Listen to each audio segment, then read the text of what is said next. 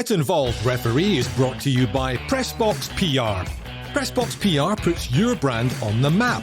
From a chat over a pint to the headline of a website, Pressbox PR takes your brand and gives it the recognition that it deserves. With a proven track record with multiple clients, you'll be able to see your press go beyond the box with Pressbox PR.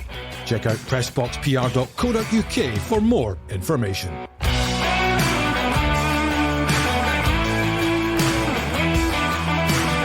Hello and welcome to Get Involved Referee with Steve Conroy, Des Roach and me, Lindsay Heron. Another action-packed week in the SPFL as it back underway, guys. We'll come to some quite interesting moments involving Rangers and Celtic in a moment. But the headline news for us today, we understand that VAR is certainly not very far away from being introduced in Scottish football earlier than we anticipated. Tell us what you know so far, Steve. The word that I've been told it is that it's imminent, and much as we suspected, not even the SFA would introduce VAR up here without it being trialled, and it has been trialled. It's been going on all season. Don't know much about the outcome of it, but it has been trialled, and by all accounts they're almost good to go. There's is it today?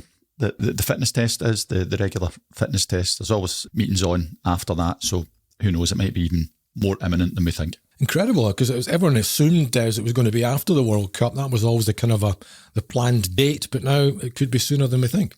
I don't have a glass ball and a genie, but we spoke about it last week. It would be stupid if they hadn't been dry running it. Mm-hmm.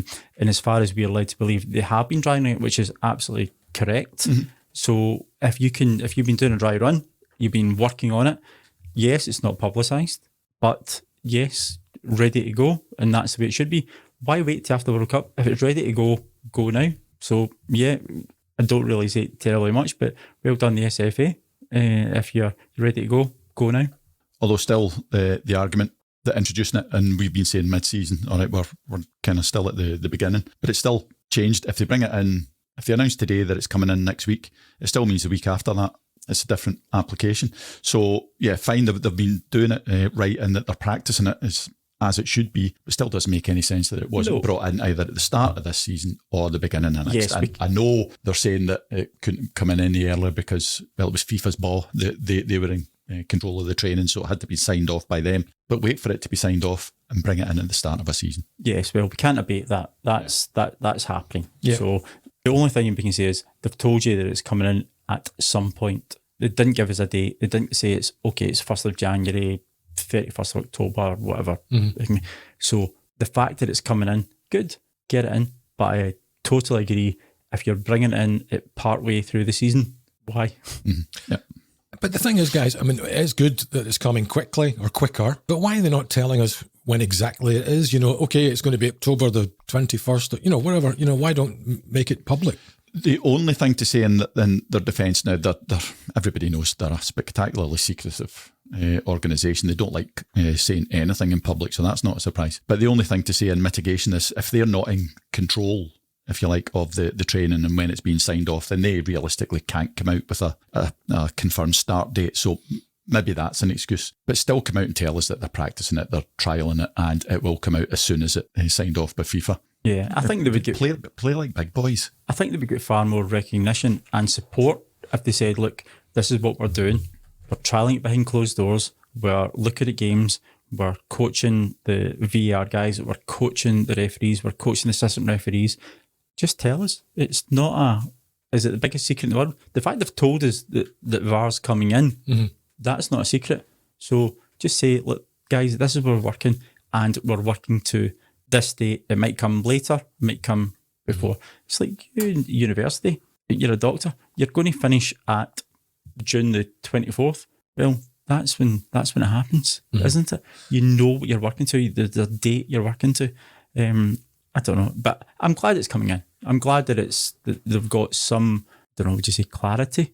Well, in a manner of speaking, it's clarity because, we're revealing that it's happening, but there's no definitive date yet coming from the powers that be. I'm sure the clubs need a bit of notice as well, Steve. We think they would, listen, guys, you've got 14 days and then it's VAR time. Yeah, you would assume that when they do decide that they will say, and maybe being a bit facetious saying if they bring it in next week, but they will have to tell us whether it's a fortnight, 3 weeks, whatever, or just say after the break, whatever. But they do need to tell us, and they certainly, the clubs need to know it more than we do so that they're geared up towards it, and they'll have all the infrastructure and all the rest of it that they need to bring in. Well, I would say that the clubs actually know ahead of us because they've got to have the facilities there to make it practical. So the infrastructure has to be there. So I'm sure that the clubs know because they must have been paying for the SFA or whoever must be putting the equipment in to make it viable. So this is not a 2 week, 3 week stint. This must be months in the planning. So they must have been pushing it through. I mean, you think about it, I suppose the clubs must have known as well because surely the VAR people would have been involved. They've been in the ground, they've been setting it up. So why not? But are referees currently working on the pitch aware of what's happening in the studios at the moment? Absolutely. Yeah. Because from what we're told, certainly all the Cat 1s will be involved with VAR, so everybody knows it's been going on. It's not just the Cat 1s, it's the assistant referees as well. Yeah, everybody's aware that it's been going on. Yeah. In terms of getting prepared for it, I mean, do you think some players would change their mannerisms, their tactics, or their attitudes, Steve? Again, try not to be facetious. Surely, yeah. We've spoken about several here who seem to get up to all sorts of shenanigans every week. It must be in the back of people's minds that now there's going to be a lot more cameras on their game, and there's going to be a lot more people watching every move, again in inverted commas. So there's lots of things that have been going on that have escaped scrutiny, but as of the introduction of VAR, that'll be a wee bit more difficult to avoid that. Absolutely. And this all comes against the backdrop of massive criticism down south, guys. I mean, the Premier League in England has had it for the best part 3 to 4 years now, and yet it seems to be as divisive as ever. Even some players saying they want it kicked out, they want it stopped. I mean, it's quite remarkable, isn't it? Well, again, and we've said it, it's not the technology. The latest ones that a few weeks ago now, was at Newcastle and Davy Moyes and all in the same weekend. There was nothing wrong with VAR. It picked up what happened. It was our interpretation of it, and obviously not involved in the training, but it's just a referee decision. So I've absolutely no idea how they managed to muck up that weekend. But we keep saying it, we will make mistakes up here. Yeah, absolutely we will. And a lot of football, a lot of refereeing is an opinion. And I just hope, and we'll probably talk about some today, I hope it's not going to be, people scrutinising every single throw in, every single foul. It's supposed to be for big things. We don't want to bring in American football. We just, God, hope not. So long as we use it properly up here and hopefully learn by the mistakes of others, but we will make mistakes and people just have to accept that. We're only human. Yeah, exactly. I agree. It's not really a referee decision. It's a player's decision to commit or to go and make a foul, or a player's decision to make an untoward movement. The referee only reacts to what's happening. You can be proactive as much as you can and try and manage the game, but at the end of the day, it's down to the player, and you can only sanction what the player does, and VAR will come down. Do I think that players will think differently? Really don't think they will. Well, I suppose Neymar hasn't really changed his tune much, has he? No. But again, it's our interpretation yes. of events, and there was no excuse for what happened in England those few weeks ago. There just wasn't. We called it wrong, pure and simple. I think you've made the point before, Des, that it should be factual information that's passed on to the referee rather than an opinion of a VAR official. Is that the way you would see it? I would, and I'm sure Steve will agree. If I'm in the middle of the park and I'm making a decision, I don't want MD to tell me, I think that's a foul, or I think that is something wrong. No, don't tell me you think, tell me you know. Because if you're going you think, then I'm going with my own decision. And I'm sure Steve will agree that the reason you're the referee is because you're in a position of control, position of management, you're managing the game. You're getting somebody in your ear or flinging a flag up and going, what are you telling me? Oh, I think that might be offside, or I think that's how. No, tell me it's right. So VAR should only be considered if it is a factual, correct decision. And again, the phrase clear and obvious error, yep. that's what VAR's involved in. That should be it. It's 4 of us in this studio. We'll have 4 different opinions on each situation on a pitch. It doesn't matter if you disagree with me on a foul, Lindsay. It doesn't matter. It's if you say to me, this is what happened and it's the goal's not allowed, or this is what happened and that goal should have stood. This is what happened and the guy needs to be sent off. That's it in a nutshell. If you're the only person in that stadium that doesn't see that decision, then you need to be told. And that seems to be the issue in England, isn't it? Because the VAR guys are telling the referee, that's a red card, or that's not a red card, whereas that should be a sort of subjective decision, shouldn't it? Sometimes, but we've talked about the sliding scale in tackles and challenges. The barn door red card is one that we all see. Yep. Now, if that happens on a pitch, and I'll reference my Kyle Lafferty one again in Celtic Rangers. Yep. In the days of VAR, somebody should be saying to me, "You've called that wrong. Yep. Send them off." That's fine. But as the sliding scale gets closer to the middle area, now if you think that it was a red card and I saw the same incident and think it wasn't, leave it. Nothing to do with VAR.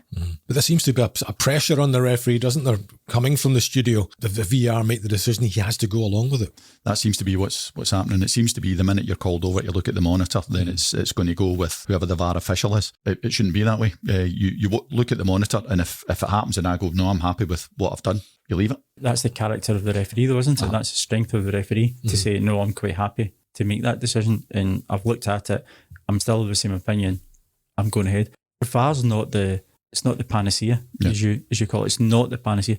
Football, whether you're a player, referee, manager, coach, it's decisions and it's mistakes, it's errors and it's skill. So it's entirely up to you. If someone says, I don't think you're right, fall on your own sword, go with your own gut instinct. You talked about facilities. It'll be interesting to see how it works at all our venues across the country, which are slightly different from each other in various Absolutely, forms. yeah. And I don't want to belittle anybody, but I'm sure it's going to be much easier at Celtic Park and Ibrox than it is up at Dingwall. Presumably, they're confident enough that it'll be able to facilitate the same in all the venues. There's no point in having it with 25 cameras at Celtic Park and there's only 2 cameras somewhere else. Then that defeats the purpose. So presumably they're happy enough that everybody's going to be playing on a level playing field. Yeah, it has to be unilateral, doesn't it? Well, we wait with bated breath for the white smoke or whatever to come out of the chimney pots of Hampden Park and let us know when it's happening, guys. But interestingly, there were 2 kind of interesting situations in the Rangers and Celtic matches at the weekend, which clearly would have been VAR decisions or looked certainly by the VAR officials. In the Celtic Motherwell game, looked like there was a clear handball in that one, Des, when Leo Labada's trying to get the ball into the box and Ricky Lamy throws his arm up and stops it. Again, it's one for opinion. In my opinion, I think that Lamy, he did put his hands out, so for me it's a penalty. As he's moved his arms out, he's actually turned his head as well at the same time, so his whole body is moving. So for me, it's the proximity is very close. I'll give it that. That's probably the only mitigating factor. But no, for me, that's a penalty kick. You concur with that, Steve? Yeah, absolutely. So again, that is one that VAR would be involved in. I don't think it's quite as clear cut as we make out. There is mitigation. It's a penalty. Beyond a shadow of a doubt, it's a penalty. But it was bluttered at him from no distance. And when you follow, and I was amazed that I managed to clip it right at the moment you've clipped something. Apparently, that's a technical term. Yeah, it was like the sound if was she on your phone? Was she right at that moment? And it was absolutely it was a penalty kick every day of the week. But when you carry on the sequence, Lamy was turning, and he was turning to put his back to the plate, and his arms were down by his side. So I think he was unlucky that he got caught in that particular position, but you never get caught. No, I know, but there's no wording to say, oh, and by the way, the rules don't apply until you adopt the position that you're aiming for. He done it. It was a penalty kick, but I don't think it was as blatant as it seemed, because in my opinion, he was genuinely trying to turn his back on it and keep his arms down. Yeah, I think he was trying to turn away. However, the fact that your arms are here... No, absolutely. No, it was a penalty, but you could see what he was trying to do. I mean, the thing is, in the grand scheme of things, it didn't matter, Des, because Celtic went on to win the game, but it could have been, a points-dropping situation for Celtic. And they can't afford to drop any more points, obviously coming back off a St Mirren defeat. And if that happened and then getting back into dropping points for a draw, it could have been a game changer. Thankfully it wasn't. I just think that, we'll go on with it and Lamy's got away with one. And it was interesting, we were just talking last week about the professional foul, the taking one for the team, the cynical challenge. And there you have it, the Celtic captain takes out Ross Tierney on the halfway line, virtually, and he's sent off. Yep, quite rightly. And you could see that's, again, no mitigation, but Callum McGregor isn't a player like that. He had no other option. That pass that he played, that's like a pass I would give to somebody. If he hadn't have done that, then he'd have been, well, obviously he'd have been through on goal again. It could have been a point dropping situation. He had to do it. There was no other option. And saying that Stephen Welsh was covering, Stephen Welsh was irrelevant in that point. What was his name? Ross Tierney. He had the ball before Welsh would have been able to react. That was, that was a description. That was a definitive definition of an obvious goal-scoring opportunity. Again, it doesn't matter who the opportunity falls to, whether it's me or Messi. Doesn't matter. It's still the opportunity. So there was no other option there. Yeah, Ange Postecoglou trying to claim that Stephen Welsh was covering, and they might even appeal this one, but you don't think they'll have much success there? That's a waste of a fee trying to appeal that. There's absolutely no chance. It's a tactical foul. Callum McGregor will say 3 points up the road. I'll take my 1 game ban. Not a problem. Yep. That's interesting. It's only a 1-match suspension for that type of offence. A more serious foul merits a 2-game ban. Is that fair in your view, Steve? I have to say I don't have a firm opinion on it. You can see McGregor. There was no harm in it. Nobody was hurt. His own team was hurt, not as bad as it could have been. So you see the merit in being less of a sanction than, say, was it the Callaghan at the Ross County tackle a few weeks ago? So you could see that. Or Cammy Devlin in Hearts. Exactly. Yeah, which we're talking about the same weekend. Yeah. So you can see that point. But the other side is if it's a sending off, it's a sending off. I can see both. He's grabbed him round the waist. So to me, the severity of it isn't as much as things we potentially talk about, but it's still a sending off. So that brings us nicely to the Hearts Rangers game. Cammy Devlin, I don't know what was in his mind, but charging like a madman from about 15 yards, Steve, and he really could have seriously hurt Rabbi Matondo. Oh, absolutely. And I heard some people saying things like, his feet weren't off the ground, he was in control. I tell that to the guy whose ankle's 3 times its size this morning. When you see the angle that he caught him at, that could have been a leg breaker. No, there was absolutely no argument about that. Straight red card. Yeah, no, I agree. I don't know if it was born out of frustration, because he's actually made the run for about 10, 15 years to become involved. What I think was the biggest class out of it was Giovanni Van Bronckhorst said, "You're not that type of player. You're better than that." He actually, not saying he's congratulating the boy, but he's consoling him and saying, "You don't need to do that. The ability you've got." But for him to run 10, 15 yards to get involved in a situation like a stamp on a foot, I've heard some folks saying, it was outside the park. Doesn't matter. If you've done it, you've done it. But no, it's a red card. It's a clear red card. Stephen McLean done exceptionally well there. And I think Giovanni Van Bronckhorst really, really done a lot of good for Devlin and for Rangers by praising the boy and trying to deflect it. We need to get this niceness out of the game. I don't understand where this is coming from. Yeah, we've said before here, and again, we'll talk about the McGregor one.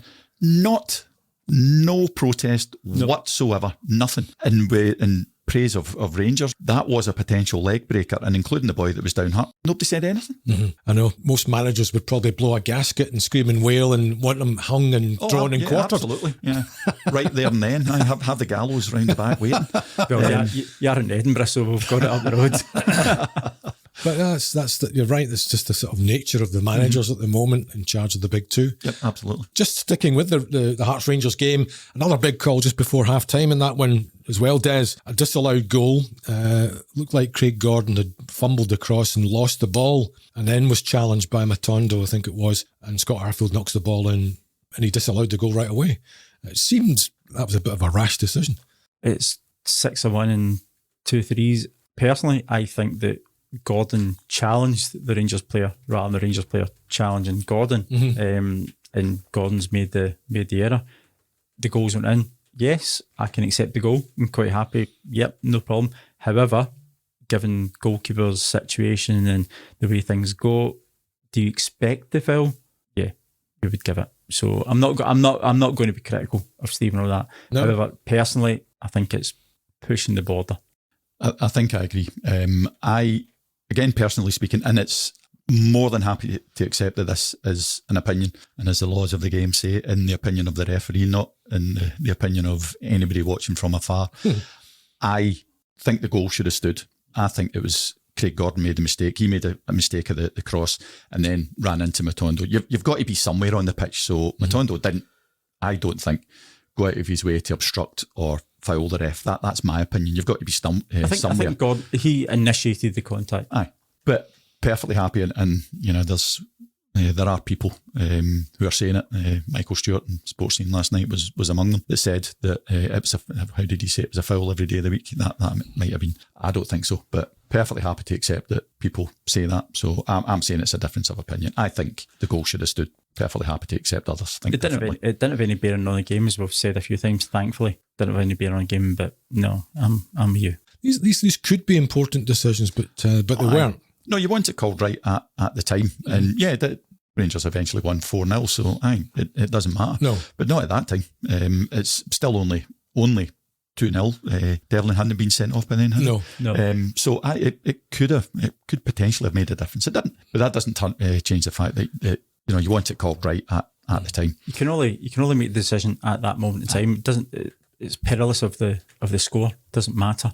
That's not a referee's consideration. You just deal with it there and then.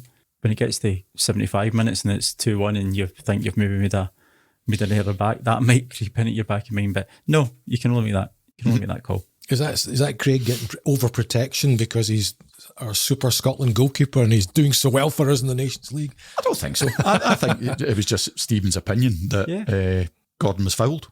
Fine, you can't argue with that. I think differently, but it's an opinion. Pure and simple an opinion. I don't think the fact that it's Craig Gordon and he's got us into League A, I don't think that comes into Stephen's thinking at all. Is there too much protection for goalkeepers though? I mean, I know in the old days you used to be able to batter them into the net. I'm talking about the 50s, never mind more recently, but even in the 70s goalkeepers struggled a little bit, didn't they? But it seems to me it's flipped almost. You can't do anything with a goalkeeper and it always goes in his favour.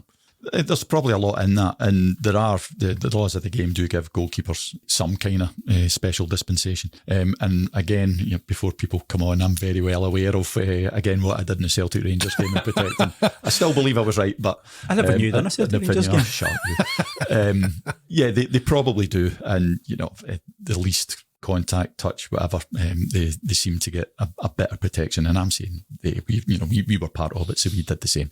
So they probably do. Although we'll talk about the penalty at Aberdeen and that'll maybe change everybody's mind. I think that goalkeepers do get that extra leeway, probably. And it doesn't say anywhere in the laws of the game that you should allow them, but if you're a referee, what's the last thing you want to do? You want to give a goal because a goalkeeper's made an error or because you made an error? No, you just put it down. But Craig Gordon, no, national treasure. The other one that gets me is they're allowed to jump up with their knee.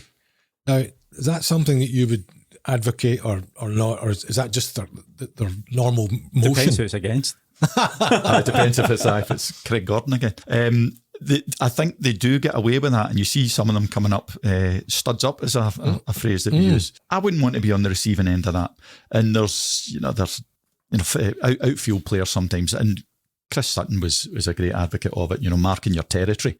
That's fine, but knees up, that's going to do somebody or can do somebody potential damage. And you see how tall's Craig Gordon? About 12'8". He comes up with his knees up. That's head height for most of us mere mortals. So they probably do get away with more than they should. Excellent. Okay, just moving on to the rest of the games then, Des. Steve touched on it. Aberdeen, not a great return to Pittodrie for Derek McInnes, sadly. His team going down 4-1. Any big incidents for you in that one? The only talking point I had was the penalty for Aberdeen from the goalkeeper. Was it Hemmings? Was the goalkeeper? It's a foul. If you'd done that in the halfway line, it's a foul. Yep. He gave the same in the penalty area, so it was a penalty. I feel the heart felt sorry for Dell because he's obviously wanted to go back up there and have a comeback and show his down. But no, there was nothing in the game. Goalkeeper makes a stupid error. He's brought the boy down. There was a few guys around it, but no, it's a penalty. So I think that was the only talking point in it for Kevin. I agree, and I was amazed. He was getting a bit of certainly the things I saw on Twitter. He was getting a bit of a doing. I didn't see any of it. I think that was probably people being biased for one team over the other. Yeah. No, penalty. Yeah, fine by me. And a fairly quiet afternoon across the other games, Des. It was nothing really controversial. I know you were out and about watching one of the matches. What was your own experience of the St Mirren game? I think the halftime whistle woke me up. It was probably, that good, right? It was that good. In fact, the halftime whistle from Craig blowing it and my son telling me he wants a pie. There was nothing in it. The second half, a red card for, can't remember the boy's name. Okay. Oberlai, yeah. Yeah, great save. Brilliant save. Just he wasn't wearing a pink shirt and a pair of gloves, so it was a red card. Oh, he'll be cringing when he watches the highlights to see his own goalkeeper standing 2 steps behind him, ready to catch it. Yeah. Oh, dear. But no, I thought there was nothing that Craig Napier missed per se. It was you never say it's an easy game because you can only make a game as hard as you want. So no, he cruised through it. Nothing really to say, but say the first half that would get football stopped. It was dreadful. Okay, very finally, your referee of the week, chaps. Who's been the best performer this weekend? Very easy. Yeah, I don't think that it's an individual. We've been on here, and especially a couple of weeks into the season where we seem to have just the worst weekends of weekends. I think even though we've disagreed with a couple of things, I think we come out, everybody having done well, everybody being a credit to themselves. So I'm giving it a joint one to everybody. It's a referee's loving. You can't beat that, can you? No. No, I would say I think every single referee. I do not think there's anybody kind of a complaint about the referees this weekend. Certainly from my viewing at a live game and from what I've seen, there's nobody talking about the referees. So as much as we might be lambasted from Hampden, we've got to give support when we can, and we always do. So no, every day. I thought all referees this weekend, certainly in the SPL, have done a great job. Dead heat. Oh, well, let's hope they make a few mistakes next week and we can talk about them. That'd be far better for us. And also, let's hope we find out when VAR is coming in, and hopefully we'll get a date for that one soon. Listen, thanks for listening to this week's edition of Get Involved Referee. Don't forget to follow us on Twitter and on our Instagram, and we'll catch you next time.